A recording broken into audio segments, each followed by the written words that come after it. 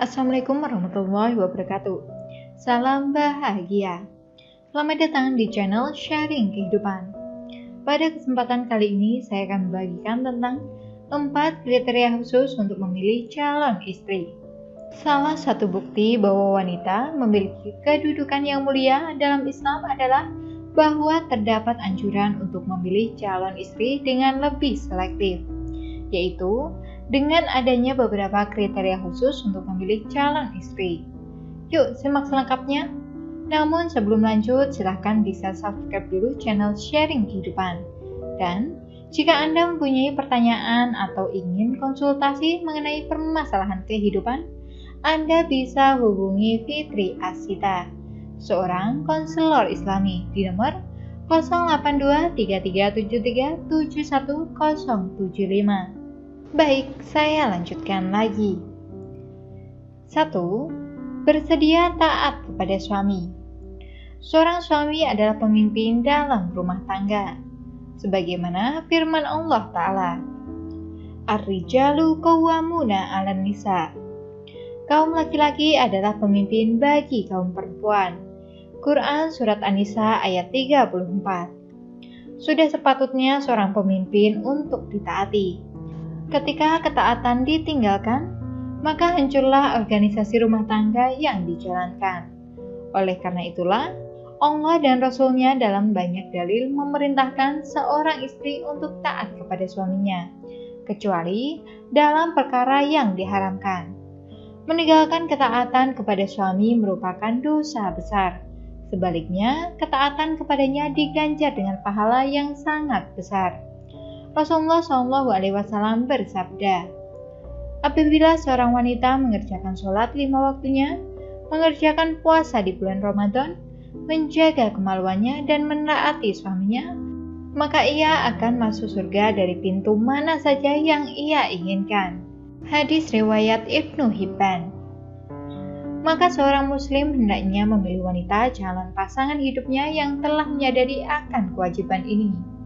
Kedua, menjaga auratnya dan tidak memamerkan kecantikannya kecuali kepada suaminya. Berbusana muslimah yang benar dan syar'i adalah kewajiban setiap muslimah. Seorang muslimah yang sholihah tentunya tidak akan melanggar ketentuan ini. Allah Ta'ala berfirman yang artinya, wahai Nabi, katakanlah kepada istri-istrimu, anak-anak perempuanmu, dan istri-istri orang mukmin, hendaklah mereka mengulurkan jilbabnya ke seluruh tubuh mereka. Quran Surat Al-Ahzab ayat 59. Rasulullah SAW pun mengabarkan dua kaum yang kepedihan siksanya belum pernah beliau lihat. Salah satunya adalah wanita yang memamerkan auratnya dan tidak berbusana yang syar'i. Beliau bersabda, wanita yang berpakaian namun pada hakikatnya telanjang, yang berjalan melenggang, kepala mereka bergoyang bak punuk unta. Mereka tidak akan masuk surga dan bahkan mencium wanginya pun tidak. Padahal wanginya surga dapat tercium dari jarak sekian dan sekian. Hadis riwayat Muslim. Berdasarkan dalil-dalil yang ada, para ulama merumuskan syarat-syarat berbusana muslimah yang syar'i di antaranya. Menutup aurat dengan sempurna, tidak ketat, tidak transparan, bukan untuk memamerkan kecantikan di depan laki non-mahram. Tidak meniru ciri khas berbusana non-muslim. Tidak meniru ciri khas busana laki-laki, dan lain-lain. Maka pilihlah calon istri yang menyadari dan memahami hal ini, yaitu para muslimah yang berbusana muslimah yang syar'i. Yang ketiga, gadis lebih diutamakan dari janda. Rasulullah SAW menganjurkan agar menikahi wanita yang masih gadis, karena secara umum wanita yang masih gadis memiliki kelebihan dalam hal kemesraan dan dalam hal pemenuhan kebutuhan biologis, sehingga sejalan dengan salah satu tujuan menikah, yaitu menjaga diri dari penyaluran syahwat kepada yang haram. Wanita yang masih gadis juga biasanya lebih nerimo jika sang suami berpenghasilan sedikit. Hal ini semua dapat menambah kebahagiaan dalam pernikahan. Rasulullah bersabda, Menikahlah dengan gadis, sebab mulut mereka lebih jernih, rahimnya lebih cepat hamil, dan lebih rela pada pemberian yang sedikit.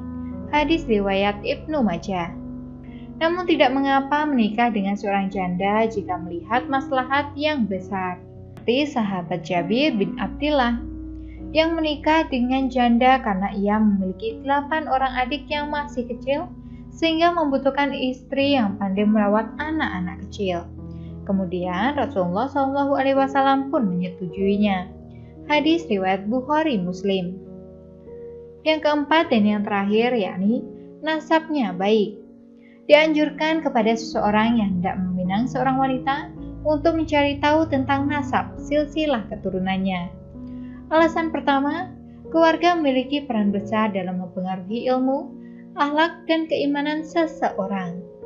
Seorang wanita yang tumbuh dalam keluarga yang baik lagi Islami biasanya menjadi seorang wanita yang solihah. Alasan kedua, di masyarakat kita yang masih awam terdapat permasalahan pelik berkaitan dengan status anak zina. Mereka menganggap bahwa jika dua orang berzina, cukup dengan menikahkan keduanya, maka selesailah permasalahan. Padahal tidak demikian, karena dalam ketentuan Islam, anak yang dilahirkan dari hasil zina tidak dinasabkan kepada si lelaki pezina, namun dinasabkan kepada ibunya. Berdasarkan hadis, anak yang lahir adalah milik pemilik kasur suami dan pezinanya dihukum. Hadis riwayat Bukhari. Dalam hadis yang mulia ini, Nabi SAW hanya menetapkan anak tersebut dinasabkan kepada orang yang berstatus suami dari si wanita. Menasabkan anak zina tersebut kepada lelaki pezina menyelisihi tuntutan hadis ini. Konsekuensinya, anak yang lahir dari hasil zina, apabila ia perempuan, maka suami dari ibunya tidak boleh menjadi wali dalam pernikahannya. Jika ia menjadi wali, maka pernikahannya tidak sah. Jika pernikahan tidak sah lalu berhubungan intim, maka sama saja dengan perzinahan. Na'udzubillah. Kita berlindung kepada Allah dari kejadian ini. Oleh karena itulah, seorang laki yang hendak meminang wanita terkadang perlu untuk mengecek nasab dari calon pasangan. Demikian beberapa kriteria yang perlu dipertimbangkan oleh seorang muslim yang hendak menapaki tangga pernikahan. Nasihat kami, selain melakukan usaha untuk memilih pasangan, jangan lupa bahwa hasil akhir dari segala urusan ada di tangan Allah. Maka sepatutnya jangan meninggalkan doa kepada Allah agar dipilihkan calon pasangan yang baik. Salah satu doa yang bisa dilakukan adalah dengan melakukan sholat istikharah. Sebagaimana hadis dari Jabir radhiyallahu anhu, Rasulullah berkata, "Jika kalian merasa gelisah terhadap suatu perkara, maka sholatlah 2 rakaat, kemudian berdoalah, Ya Allah, aku beristikharah kepadamu dengan ilmumu." Hadis riwayat Bukhari.